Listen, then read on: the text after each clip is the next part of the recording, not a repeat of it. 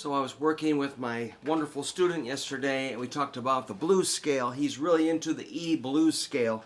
I'm really excited about that, so I'm just going to kind of share what we worked on. So we did kind of the E blues scale in a couple of steps over the past 2 or 3 weeks, and then yesterday we did what I call step 3. I also have a step 4 that we covered during the lesson. I'm trying not to share too much, which is hard for me, but I thought, well, let's get him on up here on these high notes, and he was sounding really good on this. And I think if you go careful, play it correctly, it'll sound amazing. This is something you want to get into your long-term memory for sure. So this is going to be an E blues scale up here at the 12th fret. And if you play the first string, 12th fret with your pointer finger, that is certainly an E note, and I do have a PDF or Guitar Pro file for this. So what I wrote out were quarter notes going like this. And then we ascended. The last note would be a whole note.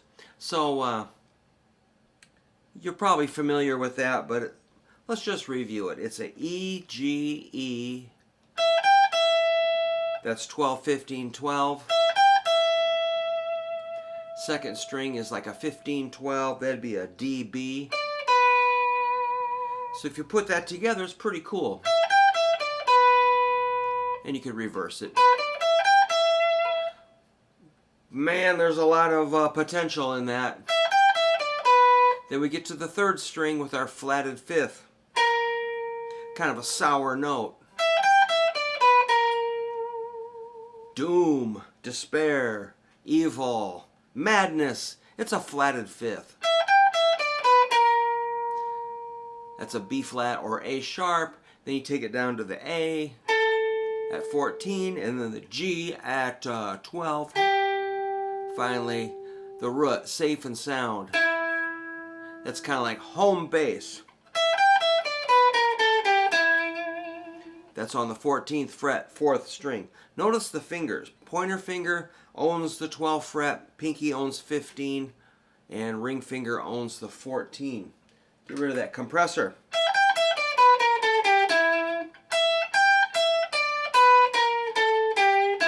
You don't need to camp out with your pointer finger flat, but you can try it. Let's just see what that's like. That feels kind of strenuous to me, but you also don't want to go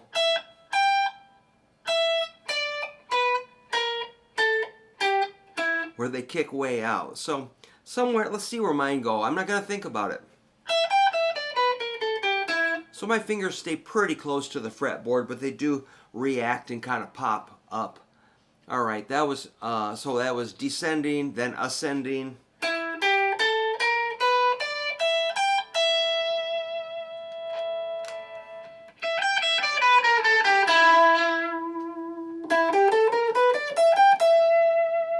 So I would just repeat that until you have it down super duper good. Can add a little distortion. Or a lot.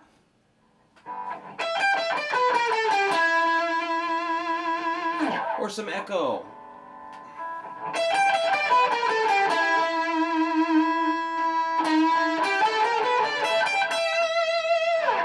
It's a pretty hot scale. Woo, calm down. What do we got here? All right. Now, I just wrote something after that that's a standard lick. This really, he was saying, what the heck is that? And I just handed it to him and let him figure it out. He did really good. It's like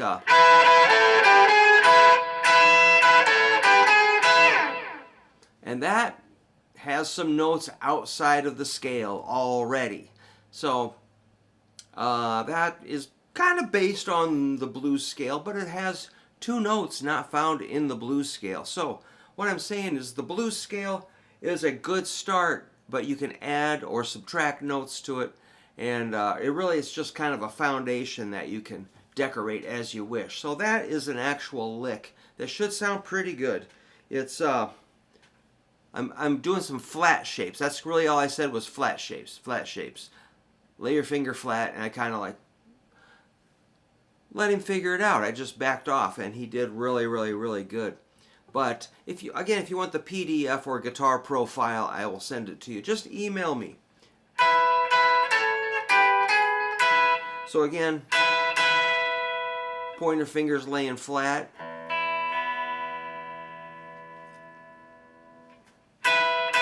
Holy smokes, what's going on here? Just put on some new strings. These are 11 through 52. Pretty heavy duty set. So it's those double 12s, double 14s. Hit that once. That's on the second and third strings. Use the ring finger. Then your pointer finger lays flat on the double 12s on the second and third string. That's a good foundation for a whole bunch of stuff. You could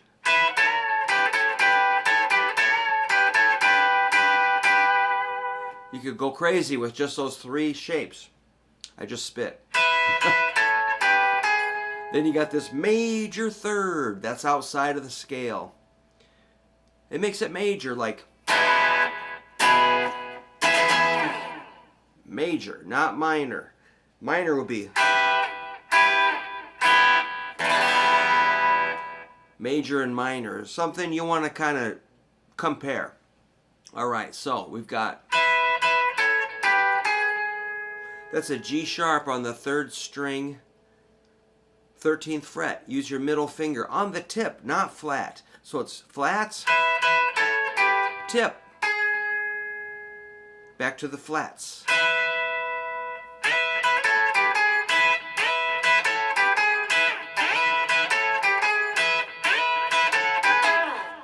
Cool, man.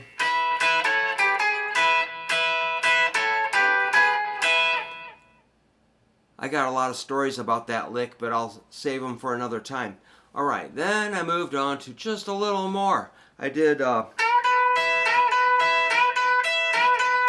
good old triplets. 1 triplet, 2 triplet, 3 triplet, 4 triplet. You're kind of going 1, 2, 3, 1, 2, 3, 1, 2, 3, 1, 2, 3. I'm going to change the delay a little bit. That's a bend on the third string, 14th fret. That's an A lifting up to a B. Use your ring finger. I let my middle finger also push. 2 fingers are pushing that A up to a B. My pointer finger is keeping these other strings kind of quiet. It's just kind of here to make sure these strings don't vibrate. And then it jumps over here for a couple of 12s. That's your pointer finger at the 12th fret. Second and first string, B and E. So, if you've never done that before, we'll slow down. You can just check that bend out and the 12-12. But eventually,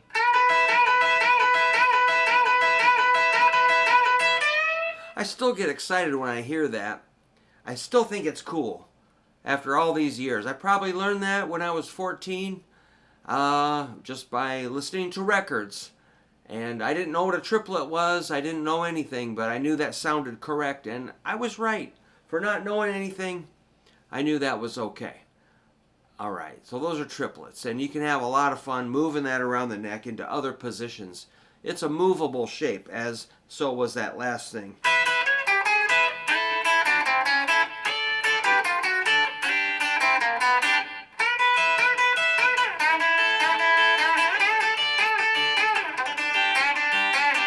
You can move it, both of these things. And most of this is movable. All right, one last lick I wrote out. This looks like a sequenced triplet lick. I don't even remember writing this, but it goes.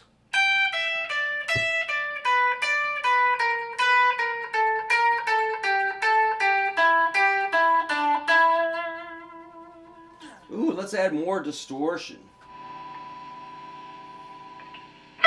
Yikes, that's volume. Never confuse them.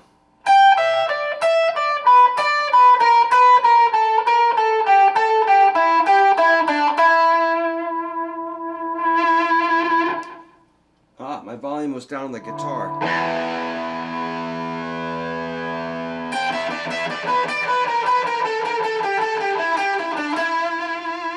And some people get really fast at that. I'm still pretty clumsy, but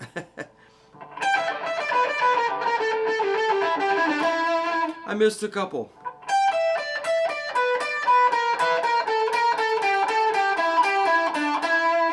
So that's 15, 12, 15, 12.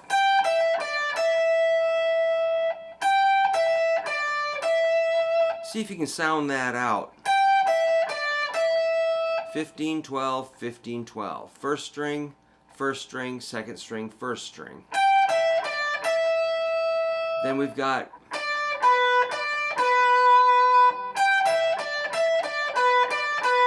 that's gonna be 15, 12, 15, 12 on the second string. Put it all together.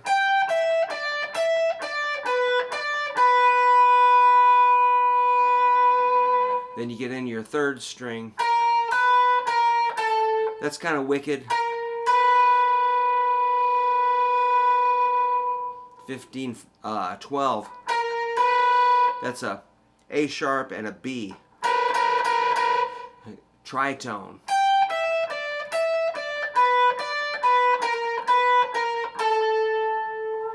Then you get your 14 on the third string, A.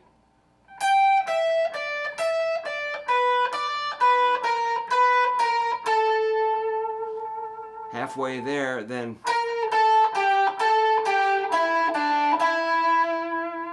that's 15, 14, 12, 14, 12 on the third string.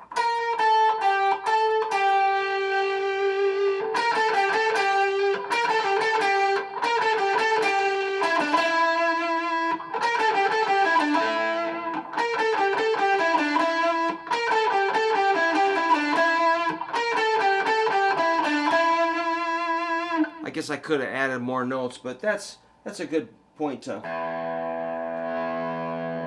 play a little less, maybe.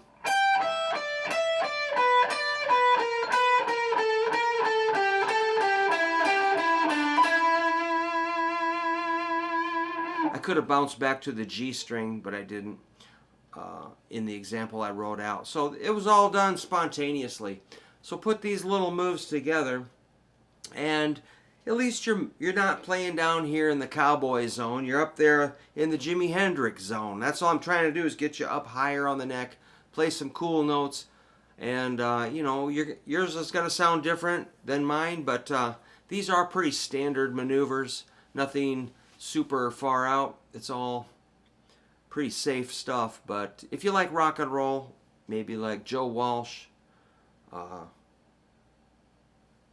Alvin Lee, or even Albert Lee, any, you know, Freddie King, B.B. King, any rock and roller, blues guy, Buddy Guy, you're going to play up in the zone on the 12s and 15s. If you're in the key of E rules, because you got that big fat E string.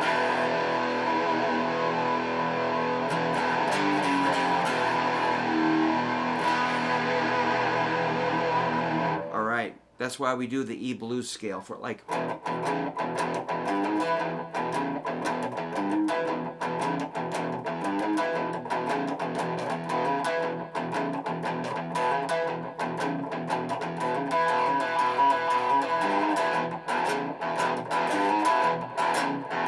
That kind of stomping rock and roll stuff.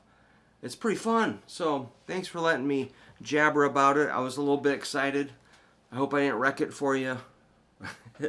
Again, please email me if you would like a PDF or Guitar Pro file. I would love to send that to you, and I sure will. As quickly as I see your email, I'll send you some of this blues scale stuff, or anything else that I have as far as my lesson materials, just let me know if you're thinking of any scales, arpeggios, or riffs, and I'll send them. Just email me at hooverguitar@yahoo.com. Okay, see you later. Thanks.